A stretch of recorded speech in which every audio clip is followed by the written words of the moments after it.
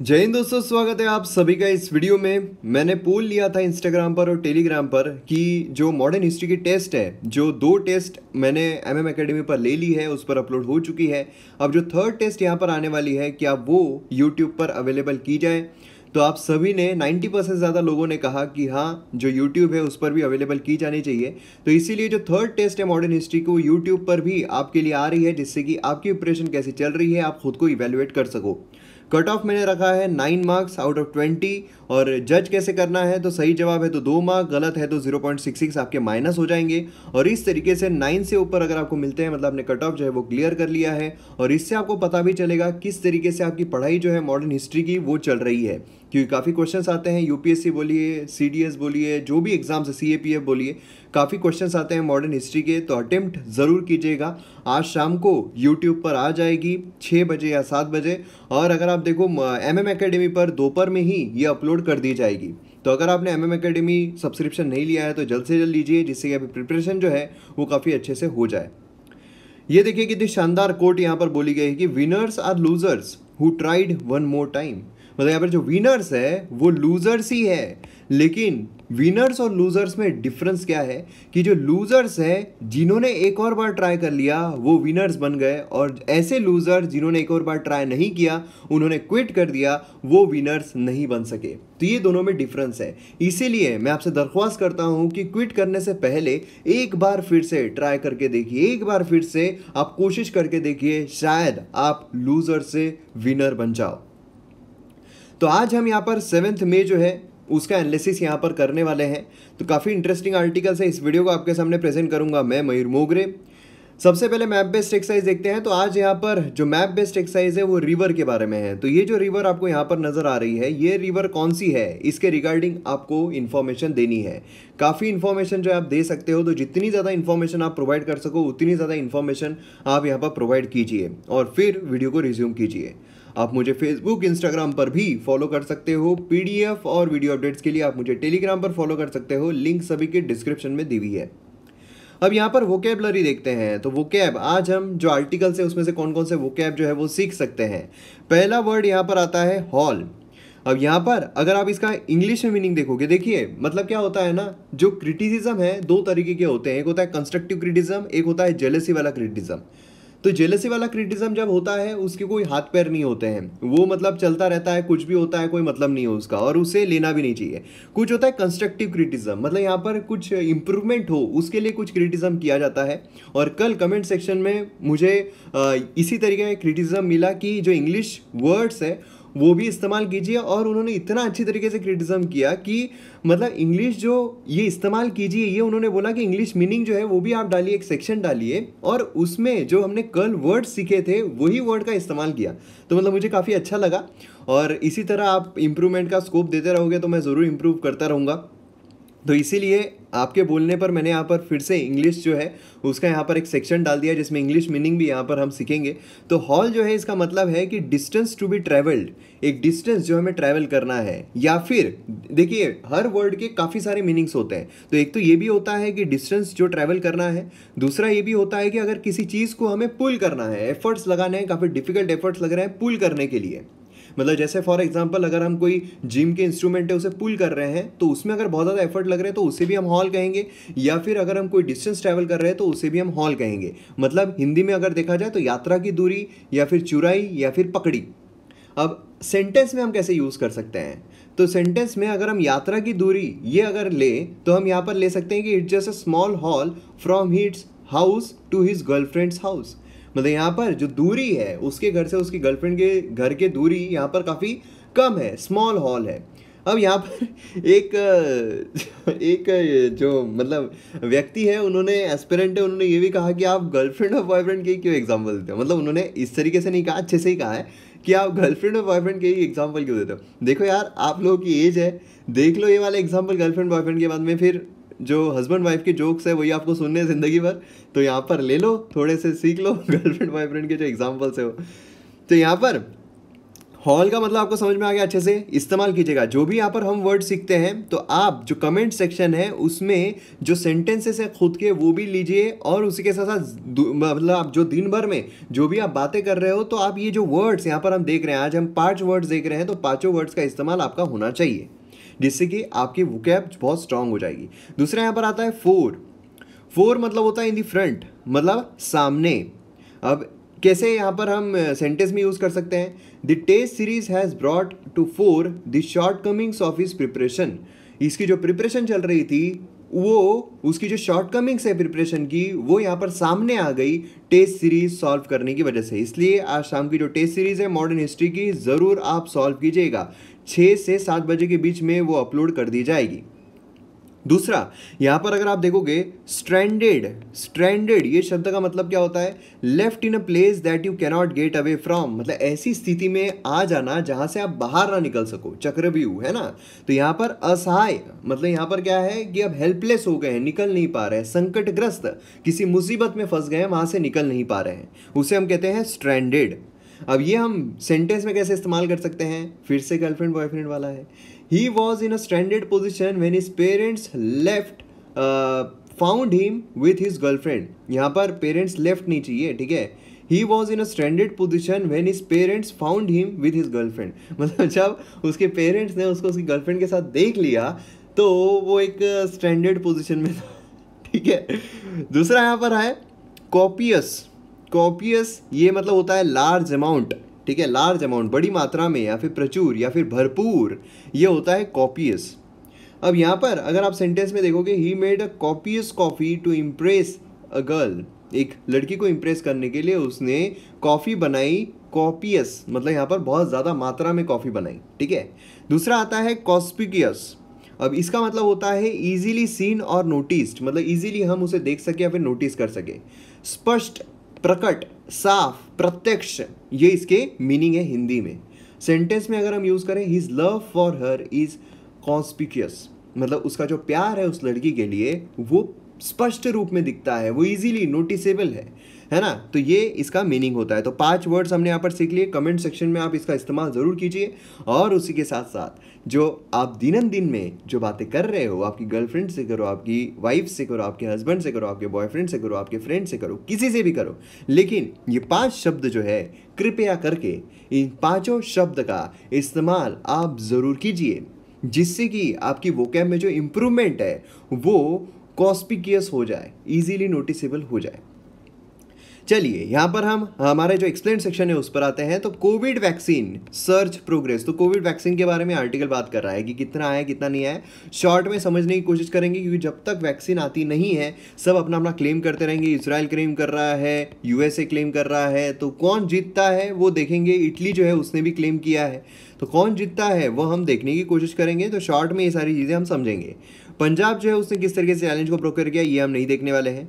123 years ago bubonic plague, अब देखिए यहाँ पर बुबोनिक प्लेग जो है ये यहाँ पर बात की जा रही है, जिसने एपिडेमिक डिसीज एक्ट जो है वो यहाँ पर कंट्री में लाया था। अब यहाँ पर एपिडेमिक एक्ट जो है इसमें हमें कई सारे चेंजेस जो अमेंडमेंट्स है वो भी देखने को मिल रहे हैं। तो ये एक्ट की शुरुआत बेसिकली यहाँ पर बुबोनिक प्लेग जो है वो हमारे लिए जानना ज़रूरी है, तो इसके बारे में हम देखेंगे। और आपको ये सुनकर काफ़ी अच्छा लगेगा कि यहाँ पर जो बुबोनिक प्लेग के बारे में आज आर्टिकल आया है इसके रिगार्डिंग मॉडर्न हिस्ट्री के अगर आपने लेक्चर्स देखे हैं एमएम एकेडमी ऐप पर जो चल रहे हैं तो उसमें मैंने ये वाला जो बुबोनिक प्लेग है ये भी कवर किया है। मतलब आप सोचिए कितना कॉम्प्रिहेंसिव तरीके से जो लेक्चर्स है वो कवर हो रहे हैं वहाँ पर मॉडर्न हिस्ट्री के। तो अब यहाँ पर एडिटोरियल पेज, आइडियाज़ पेज अगर हम देखते हैं तो इसमें भी कई इंटरेस्टिंग आर्टिकल्स है। भले ही यहाँ पर कोविड-19 से रिलेटेड है लेकिन कई इंटरेस्टिंग आर्टिकल है। जैसे ये वाला आर्टिकल आप देखोगे, ये वाला आर्टिकल आप देखोगे, ये वाला आर्टिकल है, तो काफ़ी इंटरेस्टिंग आर्टिकल जो है वो हमें देखने को मिलने वाले हैं। तो अच्छी तरीके से जो आर्टिकल्स है जो हमारे एग्जाम परस्पेक्टिव से इंपॉर्टेंट है उन्हें हम कवर करने की कोशिश करेंगे।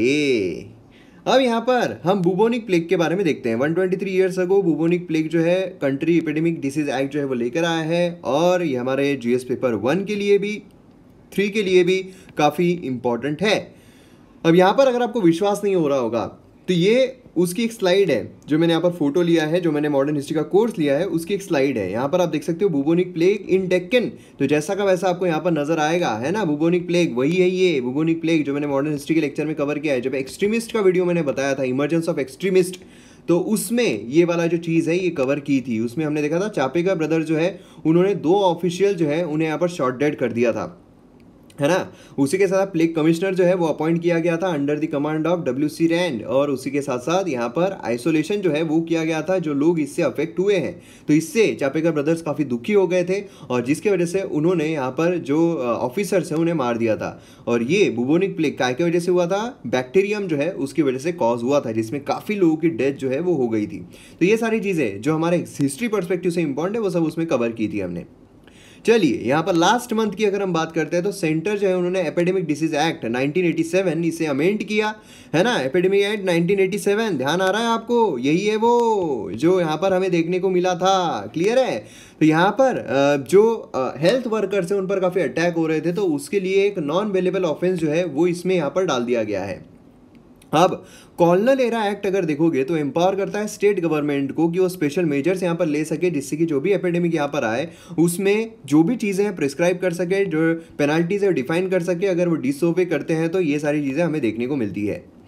काउंसिल मेंबर जो थे वुडबर्न, उन्होंने यहाँ पर एपिडेमिक डिसीज बिल जो है वो जनवरी 1897 में लाया था, आउटब्रेक जब आया था बुबोनिक प्लेग का। तो बिल जो है, अब देखिए यहाँ पर बुबोनिक प्लेग कितना इंपॉर्टेंट हो जाता है ना। और यहाँ पर जब मॉडर्न हिस्ट्री के लेक्चर्स हैं तो उसमें भी जब ये कवर हो रहा है तो आप सोचिए कि कोई भी सेक्शन में, करंट अफेयर में भी ये डाल सकते हैं और हिस्ट्री के लेक्चर्स में भी डाल सकते हैं कि शुरुआत कहाँ से हुई थी। क्वेश्चन कैसा आ सकता है कि जो यहाँ पर एपिडेमिक डिसीज एक्ट है, क्योंकि अभी इसमें अमेंडमेंट भी किया गया है, तो इसकी शुरुआत हमें कहाँ देखने को मिलती है, कौन से साल में हुई थी, कौन से प्लेग के दौरान हुई थी, क्यों यहाँ पर लाया गया था, ये सारे सवाल काफ़ी इंपॉर्टेंट हो जाते हैं। अब यहाँ पर बिल जो है ये यहाँ पर म्यूनसिपल बॉडीज बोलो, कंटेनमेंट्स बोलो या फिर लोकल गवर्नमेंट्स बोलो, उन्हें एक्स्ट्रा ऑर्डिनरी पावर दे देता है कि वो कोई भी एडिक्वेट मेजर जो है वो ले सकते हैं। और उसी के साथ साथ यहाँ पर बिल जो है वो स्पेशल पावर गवर्नमेंट को देता है of India, provinces, local bodies, जिसमें जो ट्रेन्स है, जो सी रूट्स है, उन सभी को यहाँ पर चेक किया जा सकता है कि सब सही चल रहे हैं या नहीं चल रहे हैं, या फिर कुछ प्रॉब्लम हो रहा है या फिर उसमें कुछ रिस्ट्रिक्शंस लगाने हैं, वो सारी पावर्स। बिल जो है ये रेफर्ड किया गया सिलेक्ट कमेटी को, जिसे जेम्स वेस्टलैंड जो है ये यहाँ पर हेड कर रहे थे। कमेटी जो है उसने यहाँ पर अपनी रिपोर्ट सबमिट की नेक्स्ट वीक February 4, 1897 को, और यहाँ पर बिल जो है पास किया गया सेम डे पर ब्रीफ डिस्कशन के बाद। यहाँ पर मतलब बहुत डिटेल में डिस्कशन जो है वो नहीं हुए। और उसी के साथ साथ यहाँ पर जो मेंबर्स थे जिन्होंने बोला इसमें, तो ये सारे मेंबर्स हमें देखने को मिलते हैं, नाम इंपॉर्टेंट नहीं है। महाराजा ऑफ दरभंगा जो है इन्होंने यहाँ पर सिचुएशन को डिस्क्राइब किया मोस्ट ड्रेडफुल, है ना, क्योंकि यहाँ पर जो ह्यूमन रेस है वो काफ़ी ज़्यादा लोगों की यहाँ पर डेथ हो रही थी, और जो सरकार है वो क्या कर रही थी, कोई भी यहाँ पर अफेक्ट हुआ है चलो पकड़ो अंदर डालो, आइसोलेट कर रहे थे पूरा। अब यहाँ पर ऑर्डिनेंस जो है अप्रैल 22 को जो लाया गया, मतलब अभी जो यहाँ पर चेंजेस किए गए हैं 2020 में जो यहाँ पर चेंजेस किए गए हैं, इसमें कैबिनेट जो है उन्होंने अमेंड किया और ऑर्डिनेंस लाया गया। ऑर्डिनेंस क्यों लाया गया है, पार्लियामेंट सेशन में नहीं है, पार्लियामेंट जब सेशन में नहीं होती तो प्रेसिडेंट के हाथ में पावर होती है कि वो ऑर्डिनेंस ला सके। ऑर्डिनेंस जो है वो जब लाते हैं तो मैक्सिमम 6 months एंड 6 weeks जो है इतना मैक्सिमम इसकी लाइफ होती है, तो ये पॉलिटिक्स से भी रिलेटेड कुछ एस्पेक्ट आ जाते हैं। अब इसमें जो हेल्थ केयर सर्विस पर्सनल है उनको अगर आप वायलेंट करते हो, उनके अगेंस्ट में वायलेंस करते हो, तो आपको यहाँ पर सजा हो सकती है imprisonment for term of 3 months to 5 years, और फाइन हो सकती है 50,000 से लेकर 2 लाख अगर आप गिल्टी फाउंड होते हो। तो अगर यहाँ पर ग्रीवियस हर्ट करते हो तो इम्प्रिजनमेंट जो है वो यहाँ पर 6 months to 7 years और फाइन 1 लाख से 5 लाख तक भी हो सकती है। तो ये सारी चीज़ें हमें यहाँ पर देखने को मिलती है। तो कहाँ से आया हमारा ये एक्ट, तो बुबोनिक प्लेग जो है जो 1897 में देखने को मिला था उसके थ्रू यहाँ पर आया है। चलिए नेक्स्ट यहाँ पर कोविड वैक्सीन के बारे में बात करते हैं, सर्च एंड प्रोग्रेस। तो यहाँ पर रिसेंट अनाउंसमेंट जो है की गई है यूनिवर्सिटी ऑफ ऑक्सफोर्ड द्वारा कि यहाँ पर हमने जो वैक्सीन है वो लेकर आ रहे हैं, और यहाँ पर होप जो है और ज़्यादा बढ़ रही है। बहुत सारे इसने किया, इजराइल ने भी किया है एंटीबॉडी जो वैक्सीन है, उसी के साथ साथ जो इटली है उन्होंने भी यहाँ पर बोला है कि हम भी यहाँ पर ला रहे हैं। तो इस तरीके से यहाँ पर देखने को मिल रहा है काफ़ी सारी कंट्रीज जो है यहाँ पर कोशिश कर रही है कि वो ला सके। अब सवाल ये आता है कि वैक्सीन होते क्या है। वैक्सीन बेसिकली एक बायोलॉजिकल प्रोडक्ट होते हैं जो हमारे शरीर में इंट्रोड्यूस किए जाते हैं, तो उससे हमारी इम्यून सिस्टम जो है वो यहाँ पर आइडेंटिफाई कर लेती है उस डिसीज कॉजिंग पैथोजन को, और फिर उसके बाद वो मेमोरी स्टोर करती है और फिर उसे फाइट बैक करती है जिससे कि हमें डिसीज़ जो है वो इन्फेक्ट ना कर सके। फॉर एग्जांपल अगर कोरोना वायरस है, कोरोना वायरस हमारे शरीर में जा रहा है, अब यहाँ पर शरीर में जा रहा है तो ऐसे सिनारियो में क्या होता है कि वैक्सीन के ज़रिए ऐसे यहाँ पर इम्यून सिस्टम जो है, मतलब यहाँ पर बॉडी में जब इंजेक्ट किया जाता है तो हमारे शरीर में इम्यूनिटी सिस्टम उससे डेवलप हो जाती है, जिससे कि एक सोल्जर समझ लीजिए अंदर हमारे शरीर में डेवलप हो गए, जो कि वायरस अंदर आता है तो उससे फाइट करने में सक्षम हो जाते हैं। ठीक है, एक सोल्जर हमारे शरीर में आ जाते हैं। वो सोल्जर ही बोलते हैं कि आपको इस शरीर को डिसीज़ बनाने के लिए मेरी मौत से गुजरना होगा। अब यहाँ पर कुछ वैक्सीन जो है वो लाइव पैथोजेंस भी डालते हैं, मतलब क्या है कि जो शरीर है उसमें कोरोना वायरस ही इंजेक्ट किया जाएगा। अब यहाँ पर ये ऐसा कोरोना वायरस नहीं रहेगा, कोरोना वायरस वो ऐसा रहेगा जो हमारे शरीर को हार्म ना करे। तो क्या होता है, वो अगर कोरोना वायरस इंजेक्ट कर दिया जाए वो हमारे शरीर में जाएगा तो हमको हार्म तो नहीं करेगा, लेकिन इससे लड़ने के लिए जो एंटीबॉडीज़ है वो हमारे शरीर में क्रिएट हो जाएंगे। और फिर अगर नॉर्मल कोरोना है जो डिसीज़ वाला भी इन्फेक्ट करता है तो उसके लिए हमारे शरीर में ऑलरेडी एंटीबॉडीज़ रहेंगे जिससे कि वो फाइट कर सकते हैं। तो एंटीबॉडीज़ के बारे में हमने कई बार चर्चा की है, तो अब आपको समझ में आ गया होगा किस तरीके से वैक्सीन जो है वो काम करते हैं। तो लाइव पैथोजन जो है एक्चुअल में वो भी डालते हैं, पोलियो के बारे में आपने सुना होगा। उसी के साथ साथ जो वैक्सीन है वो इंपॉर्टेंट होते हैं क्योंकि लॉट ऑफ रिसोर्सेज जो है यहाँ पर डिजीज़ को प्रिवेंट करने के लिए लगते हैं। वैक्सीन जो है ये जो भी डेडली डिसीजेस होते हैं जैसे कि स्मॉल पॉक्स हो गया, उससे भी लड़ने के लिए काफ़ी सक्षम होते हैं, जिससे कि कंप्लीटली वो किसी भी देश से एलिमिनेट किए जा सके। तो अगर यहाँ पर कोरोना वायरस के अगेंस्ट में हमें वैक्सीन मिलती है तो हम कंप्लीटली कोरोना वायरस को पूरे दुनिया से, पेंडेमिक से यहाँ पर खत्म कर सकते हैं। न्यू वैक्सीन यहाँ पर ओरिजिनली इंटेंडेड है अदर कोरोना वायरस जो मर्स कॉज हुआ था उसके लिए यहाँ पर कोशिश की जा रही थी। नाम भी इसे दिया गया था, ये वाला नाम है, काफ़ी साइंटिफिक नाम होते हैं तो नाम आपको याद रखने की ज़रूरत नहीं है। आइडिया क्या है, जिससे कि बॉडी जो है वो यहाँ पर रिकॉग्नाइज कर ले। ठीक है, एकदम लेमन लैंग्वेज में मैं आपको बताऊं तो हमारा जो शरीर है वो उस वायरस को अगर मेमोराइज कर ले, है ना, हमारे मेमोरी में फीड हो जाए तो हमारा शरीर जो है वो उससे इन्फेक्ट ही नहीं होगा। उसको पता है भैया ये वायरस आया है, इससे लड़ने का ये तरीका है और हमको पता है हमारा शरीर लड़ लेगा। और इसीलिए यहाँ पर जब SARS-CoV-2 एंटर करता है बॉडी में तो इम्यून रिस्पॉन्स जो है वो स्ट्रांग हो जाता है। और इसीलिए क्यों होता है, क्योंकि रिकॉग्निशन उसके पास होता है कि भैया हमको पता है तुम वही हो ना, पिछले बार जो बंदूक लेके आए थे, कैसे भागे हो हमको पता है, तो हमको पता है कैसे तुमको मारना है जिससे कि तुम भाग जाओ।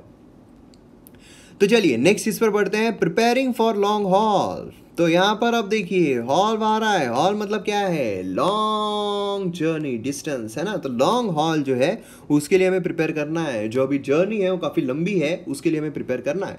कौन सी जर्नी लंबी है, कोरोना वायरस पेंडेमिक की जर्नी जो है यहाँ पर अनप्रेसिडेंटेड क्राइसिस जो है लेकर आई है, रैपिडली स्प्रेड हो रही है। और उसी के साथ साथ गवर्नमेंट बोलिए, लोकल एडमिनिस्ट्रेशन बोलिए, पब्लिक हेल्थ सिस्टम बोलिए, वो अनप्रिपेयर्ड है। इससे हमें पता चल रहा है जितनी भी कंट्रीज हो, रिच हो पुअर हो, डजेंट मैटर, वो एडवर्सली अफेक्ट हुई है। उसी के साथ साथ इंडिया की अगर हम बात करें, फॉर इंडिया जहां पर 1.3 बिलियन सोशियो इकोनॉमिक डिस्पैरिटी हमें देखने को मिलती है, हंड्रेड्स ऑफ मिलियन पुअर लोग देखने को मिलते हैं, अनएम्प्लॉयड देखने को मिलते हैं, अंडर एम्प्लॉयड लेबरर्स देखने को मिलते हैं, काफ़ी क्रिटिकल चैलेंजेस इस वायरस ने उनके सामने लेकर आए हैं। कंट्री जो है वो टोटल लॉकडाउन में देखने को मिली है सिंस मार्च 25, और उसी के साथ साथ अब यहाँ पर 17 मार्च तक एक्सटेंड की जा चुकी है। लेकिन वायरस जो है अभी भी स्प्रेड हो रहा है। लॉकडाउन रिस्ट्रिक्शन जो है वो यहाँ पर फर्दर एक्सटेंड किए जा सकते हैं, लेकिन यहाँ पर फेज आउट चल रहा है कि सरकार जो है वो खोल रही है। मार्च 25 देखें तो इंडिया में सिर्फ 627 कंफर्म्ड केसेस थे, जो कि 130 डिस्ट्रिक्ट्स में स्प्रेड हुए हुए हमें देखने को मिल रहे थे। मई 3 में अगर हम देखें, जहाँ पर जो लॉकडाउन है वो सेकेंड इंक्रीज किया गया था, तो नंबर ऑफ अफेक्टेड डिस्ट्रिक्ट देखे तो 401 थे, जहां पर 42,836 कंफर्म केसेस देखने को मिल रहे थे। अब ये देखा जाए तो 2000 पर डे केसेस जो है वो इंक्रीज हो रहे हैं। लास्ट तो हमने 3000 to 4000 इंक्रीज होते हुए देखे थे, है ना। तो इतने यहाँ पर केसेस जो है वो इंक्रीज हो रहे हैं। पेंडेमिक ने यहाँ पर देखिए सेंटेंस बहुत इंपॉर्टेंट थी, pandemic has brought to fore the glaring shortcomings of the public health system. Fore हमने देखा है वो केब में क्या है, सामने लाना, फ्रंट, है ना, मतलब हमारी जो यहाँ पर पब्लिक हेल्थ सिस्टम है उसकी जो शॉर्ट कमिंग्स है उसने यहाँ पर जो पेंडेमिक है उसने यहाँ पर सामने लेकर आ गया, फ्रंट लेकर आ गया, है ना। यहाँ पर प्राइवेट हॉस्पिटल जो है उस पर हमारी ओवर डिपेंडेंसी यहाँ पर सामने आ रही है।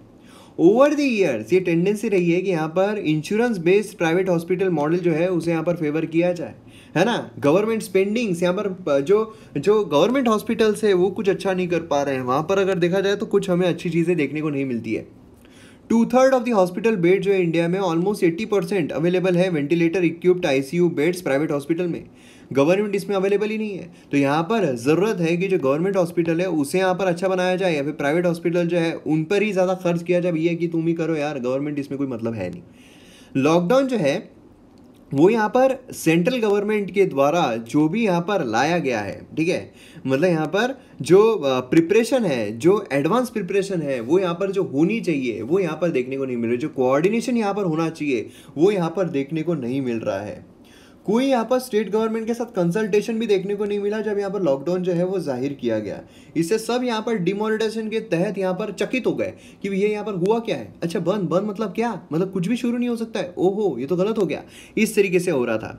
जो ट्रेन है उनका अब्रप्ट कैंसिलेशन हो गया, बसेस का कैंसिलेशन हो गया, मूवमेंट पर बैन लग गए, जितने भी व्हीकल्स है सब बंद हो गए। कन्फ्यूजन कन्फ्यूजन ही कन्फ्यूजन है, सोल्यूशन का पता नहीं, सोल्यूशन जो मिला तो साला क्वेश्चन क्या था पता नहीं। इस तरीके की चीज़ें हमें देखने को मिली। मिलियंस जो है वो यहाँ पर बिना फूड बिना मनी के यहाँ पर स्ट्रैंडेड हो गए, है ना। ध्यान आ रहा है आपको कि हमने यहाँ पर वोकेब में देखा है अनटोल्ड सफरिंग जो है वो यहाँ पर उनके ऊपर देखने को मिली। अनटोल्ड सफरिंग यहाँ पर मतलब सफरिंग ही सफरिंग हो रही है। और अब तो साउथ में ऐसा हुआ कि काफ़ी सारे जो वर्कर्स हैं, जो माइग्रेंट वर्कर्स हैं, उन्हें वापस भी नहीं ले जाया जा रहा है, ये बोलकर कि अब तो सब कुछ खुल रहा है तो अब आपको वापस जाने की क्या ज़रूरत है। इतने से जगह पर रह रहे हैं वो लोग और वो बोल रहे हैं कि इससे अच्छा तो हम मर गए तो अच्छा है ना। तो ये सारी चीज़ें हमें देखने को मिल रही है। अब लॉकडाउन जो है डेफिनेटली यहाँ पर वायरस जो है उसको स्लो डाउन उसने किया है, लेकिन ये वायरस फिर से रिसर्फेस्ड हो सकता है जब यहाँ पर सब कुछ खुल जाएगा। वायरस स्प्रेड जो है अब वो यहाँ पर स्टेट की एबिलिटी के बियॉन्ड नज़र आ रहा है, अब क्वारंटाइन जो है उसके बियॉन्ड नज़र आ रहा है। पर्सनल प्रोटेक्टिव इक्विपमेंट्स यहाँ पर डॉक्टर्स के लिए, हेल्थ केयर वर्कर्स के लिए इंश्योर करना बहुत ज़रूरी है। जो लॉजिस्टिक सपोर्ट है गवर्नमेंट हॉस्पिटल्स को वो यहाँ पर देना बहुत ज़रूरी है, जिससे कि हम नेक्स्ट वेव जो है उसके लिए प्रिपेयर रहें, क्योंकि नेक्स्ट वेव आएगी तो कुछ लेकर ही जाएगी। इसीलिए ज़रूरी है कि हम यहाँ पर प्रिपेयर रहें उन सब चीज़ों के लिए। क्लियर है, पूरा समझ में आ गया। चलिए नेक्स्ट चीज़ पर पढ़ते हैं, मंत्रा फॉर पोस्ट कोविड वर्ल्ड। जो पोस्ट कोविड वर्ल्ड रहने वाला है, देखिए जो आर्टिकल्स है वो कोरोना वायरस से रिलेटेड रहने ही वाले हैं। तो यहाँ पर पोस्ट कोविड वर्ल्ड अगर देखें तो क्या मंत्रा रहना चाहिए। अब यहाँ पर वही सब है, मतलब ब्ला ब्ला ब्ला ब्ला ब्ला ब्ला ब्ला ब्ला ब्ला वही सब चल रहा है कि कोरोना वायरस जो है वो कहाँ से हुआ, कैसे हुआ, क्यों हुआ, क्या इम्पैक्ट पड़ रहा है, इकोनॉमी पर क्या इम्पैक्ट पड़ रहा है, वही सब हमने ब्ला ब्ला ब्ला जो देखा हुआ है।